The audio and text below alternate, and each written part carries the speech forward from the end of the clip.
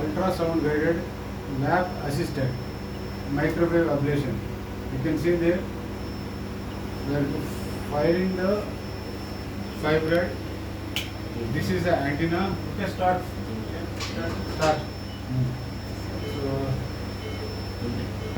stop. Yeah, start. Yeah, start. You can see.